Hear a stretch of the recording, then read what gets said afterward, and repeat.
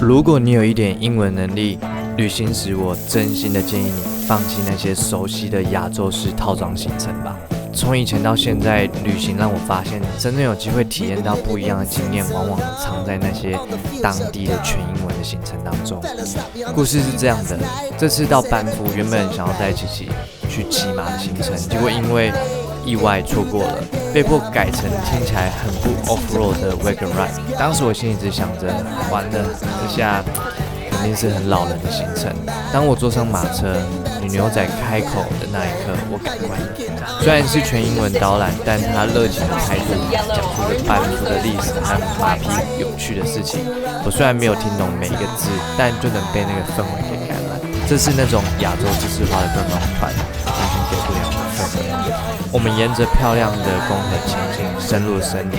在那里，牛仔们已经帮我们烤好了牛排等着我们，以及和一群来自世界各地的观光客一起聊天。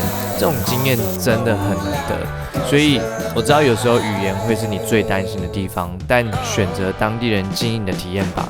相信我，其实我们亚洲人最怕的不是英文不够好，而是那种跨出自己熟悉的感觉。